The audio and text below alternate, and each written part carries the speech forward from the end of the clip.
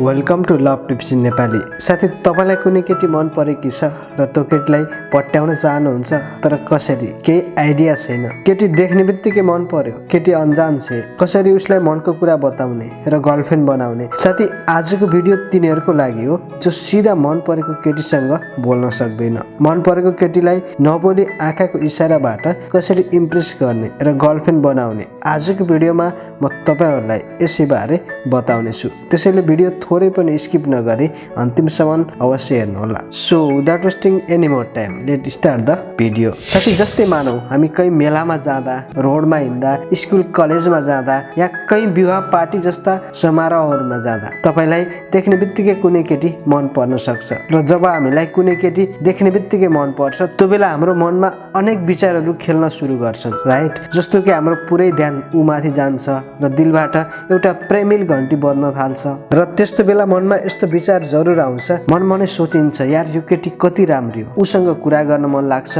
उसको करिब हुन मन लाग्छ, तर कसरी गर्ने? भित्रबाट त्यो बेला मन डराइरहेको हुन्छ। यो सोचेर यार उसले के सोच्ने, कतै मलाई मान्छेहरूको बिचमा थप्पड त लगाउँदिन, यस्तै यस्तै कुराहरू सोचेर त्यो बेला हाम्रो मन एकदमै डराइरहेको हुन्छ, राइट? हो साथी, यस्तो केही नसोची मन परेको केटीसँग अनजानै भए पनि जो करिब जान्छ र नडराई केटीसँग कुरा गर्न सक्छ, उनीहरूलाई कुनै पनि केटी पट्याउन त्यस्तो गाह्रो हुँदैन। कुनै पनि केटीलाई उनीहरूले सजिलै इम्प्रेस पार्न सक्छन्। तर आजको भिडियोमा म तिनीहरूको कुरा गर्नेछु जो मन परेको केटीसँग पनि सिधा नडराई बोल्न सक्दैन, उसँग मनका कुराहरू राख्न सक्दैन। साथी, यदि तपाईलाई पनि यस्तो बेला केटीसँग बोल्न डर लाग्छ भने त्यो बेला तपाईँ उसँग बिल्कुल नबोल्नु र बोल्ने कोसिस पनि नगर्नु। आउनुहोस् अब बताउँछु यस्तो बेला तपाईँले के गर्नुपर्छ। साथी, यस्तो बेलामा सिर्फ तपाईँले त्यो केटीलाई हेर्नुपर्छ, उसलाई आँखाले लाइन मार्नुपर्छ। त्यो कसरी म बताउने छु अब। साथी, जस्तै तपाईले कुनै केटीलाई देख्नुभयो, त्यो बेला तपाईले थोरै भए पनि पहिले उसलाई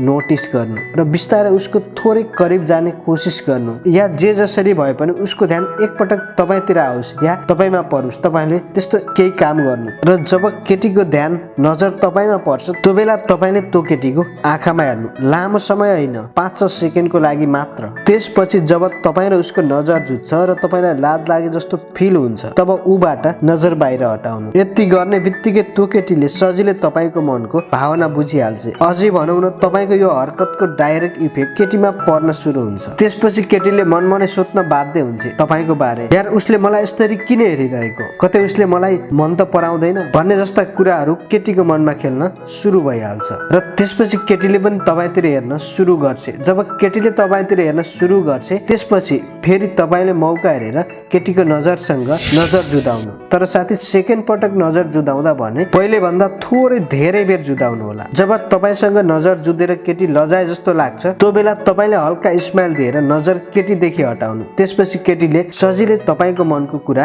बुझिहाल्छ। तर मनको कुरा बुझ्दैमा ऊ तपाईँको गर्लफ्रेन्ड बनिहाली भन्ने चाहिँ हुँदैन। फेरि गर्लफ्रेन्ड बोयफ्रेन्ड बन्न त एकअर्कामा भावना, प्रेम साटासाट हुनु पर्यो, होइन त? र यो सब तब मात्र हुन सक्छ जब एकअर्काले एकअर्कालाई चिन्छन्, भेटघाट हुन्छ, उनीहरूको बोलचाल सुरु हुन्छ, राइट? यति भइसकेपछि अब तपाईँले कुनै न कुनै तरिकाबाट आफ्नो कन्ट्याक्टको कुनै न कुनै एक माध्यममा केटीसँग कनेक्ट हुनुपर्छ, जस्तो फोन नम्बर, फेसबुक आइडी, इमो, व्हाट्सएप, कहीँ पनि। तर साथी, एउटा इम्पोर्टेन्ट कुरा, साथी, जब तपाईँलाई कुनै केटी मन पर्छ र तपाईँले उसलाई लाइन मार्नुहुन्छ र केटीले पनि तपाईँलाई लाइन दिए भने त्यो बेला सकेसम्म तपाईँले केटीको कन्ट्याक्ट नम्बर माग्ने होइन, आफ्नो कन्ट्याक्ट नम्बर केटीलाई दिनु होला। यसको लागि तपाईँले कुनै बच्चाको युज गर्न सक्नुहुन्छ, फकाइ फुलाइ गरेर या जसरी हुन्छ बच्चालाई मनाएर आफ्नो नम्बर लेखेर त्यो दिदीलाई दिएर आऊ भनेर बच्चाको माध्यमबाट दिन सक्नुहुन्छ। यस्तै अरू पनि माध्यमहरू तपाईँले अपनाउन सक्नुहुन्छ। तर आफ्नो कन्ट्याक्ट नम्बर भने जसरी पनि यति भइसकेपछि त्यो केटीलाई दिनै पर्ने हुन्छ। अब कतिपयको मनमा लागेको होला, सिधै केटीको नम्बर मागे भइगयो त,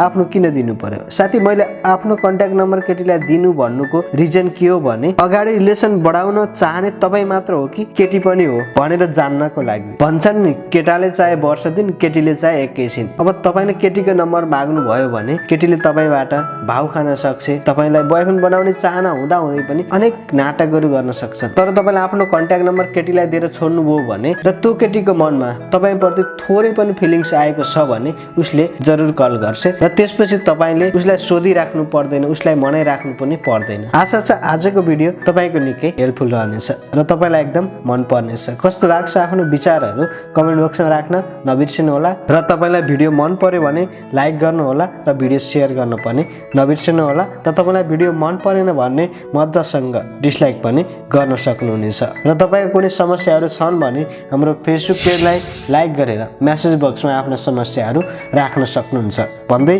अहिलेको लागि बिदा हुन्छु। Bye bye, love you all.